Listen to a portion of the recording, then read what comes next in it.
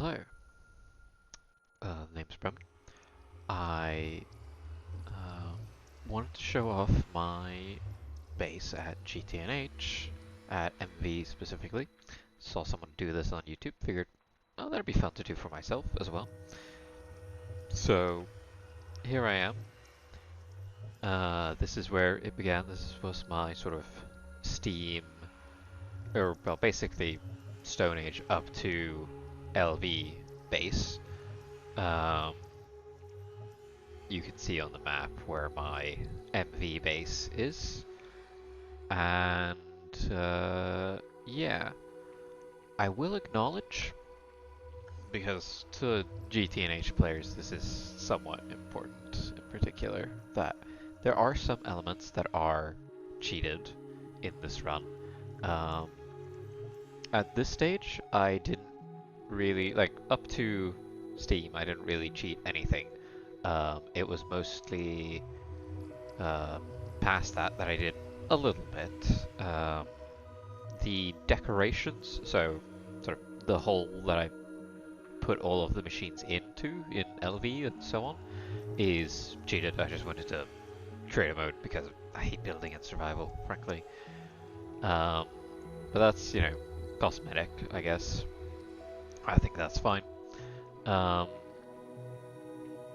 one bit that's like, yeah, it is a little cheating, is I didn't want to build multiple BBFs, so sometimes I would throw away a stack of iron, 2 stacks of coal coke, and spawn in a stack of steel.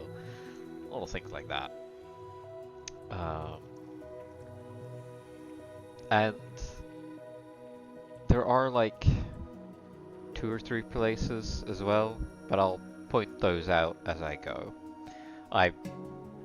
It's not truly important to point out every single little thing, like, who cares? But at the same time, I want to be honest about what I have and haven't achieved, as this video is basically about bragging about what I've achieved. So let's start the tour.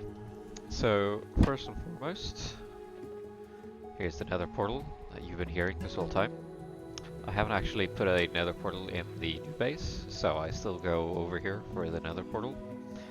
This was the base all the way up to LV. Of course, it's all been stripped out.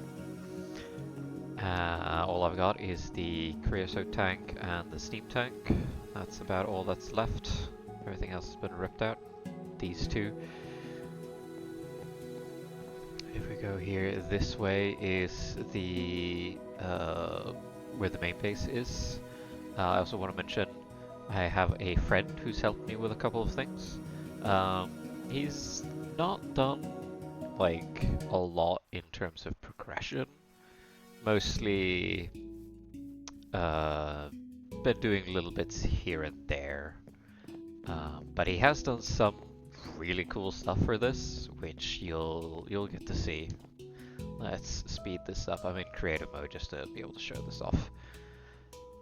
Here is the main base in its current state. And to be clear, this is just as I've reached HV. I haven't really built anything in HV yet, but I have reached HV. And this is the benzene location. The entire point of this is to generate benzene. We'll start here. First and foremost, these are colorful lamps that can change color based on different situations. If we come in here, we see a status program here. This is one of the things that is basically entirely my friend's work, and it shows how much benzene I have, the status of the distillery, and the log count as well. If we fly on over here, we have the benzene buffer, paralyzed ovens, the fluid extractors, and distilleries. up here is the actual wood farm. Let's see, any weeds? Nope, everything looks fine. I built for 2 farms, but so far this, even at the most basic bonsais, has been covering me just fine. Though I might need the second one when I get a second paralyzer. One of the little cheats that I did at the time was put an MV energy hatch in here when I first made this. I didn't quite have MV energy hatches. Back here is a lot of the pipework. I don't fully remember how all of this even works anymore. It is quite messy, but no, well, that's fine. So that's more or less that for this location. Oh yeah, I should say, if the log count ever reaches a point below, I think it's 25% of the maximum capacity, the status will, instead of saying running/idle, it'll just say low.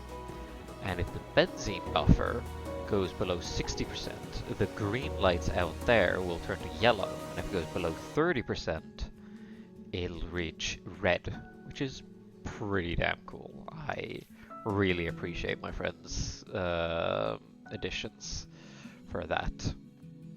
And I plan to abuse his coding skills a lot more.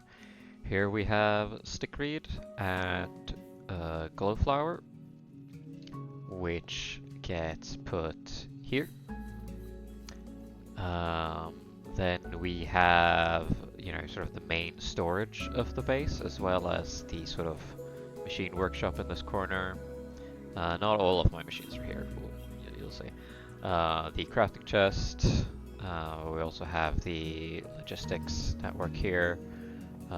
Storage of random stuff. This is the sorting chest. Not a lot is being sorted. If we go into here, we have the sort of main machine room. There used to be a lot of LV machines here, but I have been slowly ripping them out as I've been replacing them with MV machines. The EBF with the Canthal coils. Good lord, Canthal coils. That was a long process, but really fun. Steam macerator. Sodium and lithium. I used to have electrolyzer there. Then we move this way. Here is the main auto crafting room, as well as a fluid extractor. That one's just there because I ran out of convenient spots to put it. The diamond is way overkill, but whatever. Here we have the crafting recipes are just behind here. I'll show it in a sec. And then I have satellite pipes that put it in here. It goes down into here, and then auto output there. If we go behind here, here is one other place I've cheated. The chassis Mark V. I haven't crafted those because, well, if you know the recipe, you know. But simply, I was running out of recipe slots. I didn't want to make it ugly by putting another chassis right here. So I just cheated by making 2 Mark Vs with creative mode.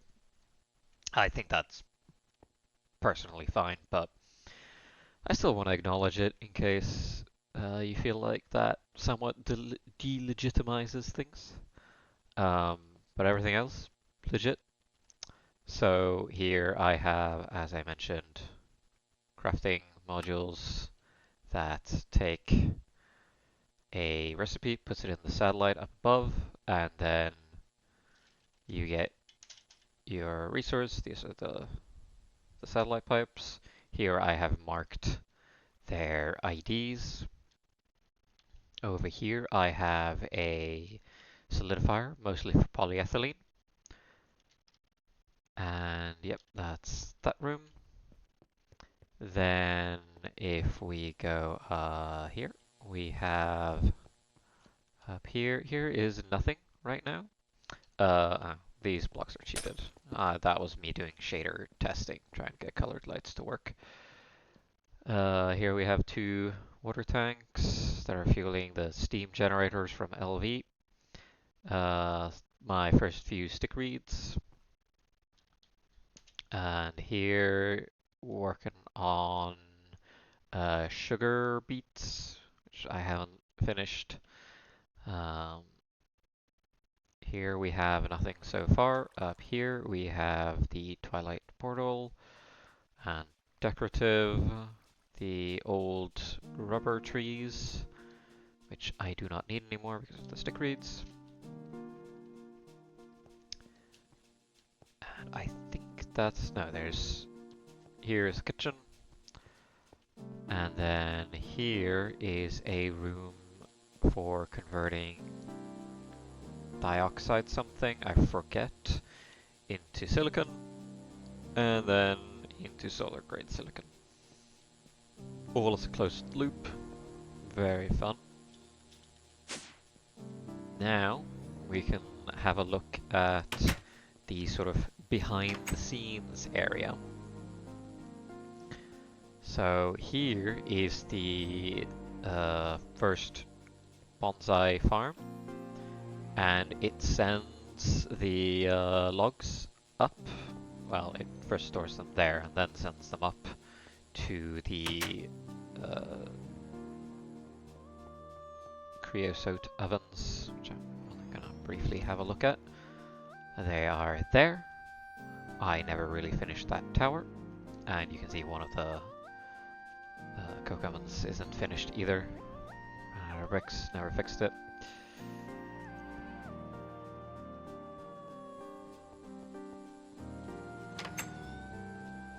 But then it comes down as creosote and supposed to be coal there too. And that gets pumped into these two low pressure tanks, which then gets into here. And then that fuels these right here, which then pipes power into the LV machines there.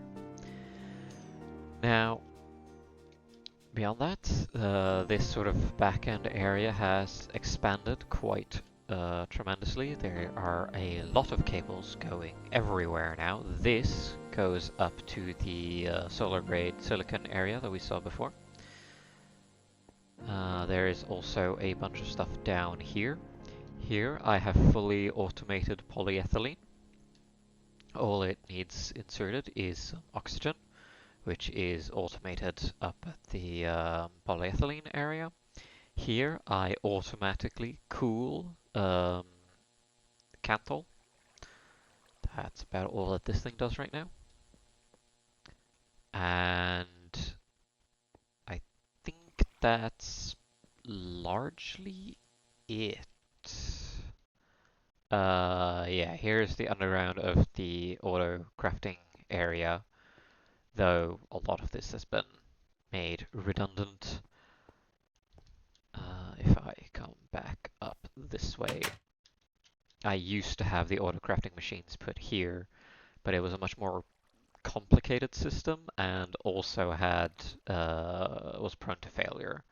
I didn't have a bottom output chest, I only had an input and output chest, but sometimes it would grab the output and put it back into the machine, so I had to rethink the system.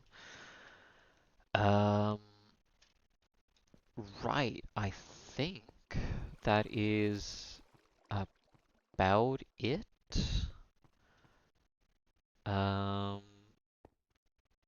Yeah, it's a somewhat compact base. It's a bit messy, but it's also quite fun. Really proud of this room, how it turned out. It's really quite cool looking. I guess I will see you guys in my HV base once that gets made, which who knows. But yeah, I'm sure some GTNH players will look at this and go, how do you live like this? You haven't automated this and that. And yeah, no, the amount of microcrafting I've done is pretty ungodly. I'm only now finally starting to do a lot of auto crafting. But yeah, and I hope that the cheating I have done isn't too much to make you feel like it isn't legitimate. I feel like I've gotten quite far in a fairly legitimate manner, but yeah, uh, that's that. Thank you for watching, and maybe you'll see me again. We'll see. Bye bye.